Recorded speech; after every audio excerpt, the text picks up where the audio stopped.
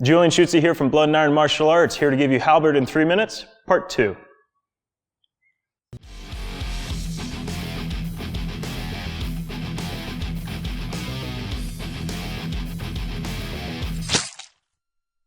If I'm up in my field guard again, this naturally creates an opening down low. So if they decide to try and capitalize on that, despite, still having a point in their face, people do weird things. So if they decided to go for that, all I have to do is knock it out of the way and then right back up.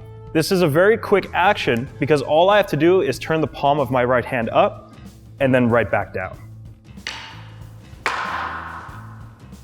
Because of all the extra angles we have with the halberd, I can use that for additional control.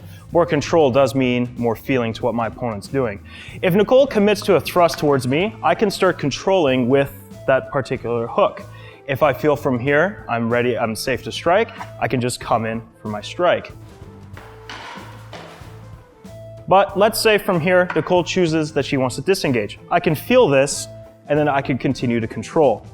This spot is particularly bad for Nicole because I start to dominate the side which she cannot grapple me from.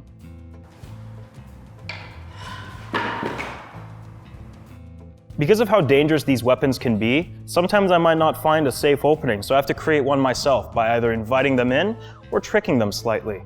So in order to do this, I may choose to dip my weapon low slightly, creating an invitation for her to thrust right at my face. From here, all I have to do is simultaneously step off to the side to, get my head slightly safe and strike out with the back, which then I can immediately snap back down to the arm or the head, depending on what measure we have. If we remember from the last episode, if we start at a more medium measure, I can afford to be more aggressive with my thrust because it's harder for her to disengage. However, if we also remember from that last episode, if I really start committing too much on her weapon, it's easy for her to shed it and strike me, which is not a very good deal for me. However, if I catch it early enough, I can punish her for it. So as I start my action, if I feel her roll up, I can also roll up very similarly and continue my thrust.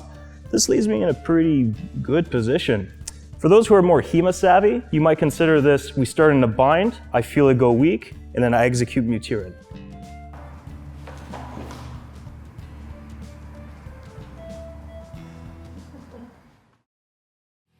Hey everyone, thanks for watching our video. For our Patreon extra content, I cover an additional technique with the one-handed strike to the legs, and I talk more about the difficulties of sparring with the halberd and why it's holding back interpretations. So if that sounds interesting to you, please consider checking it out.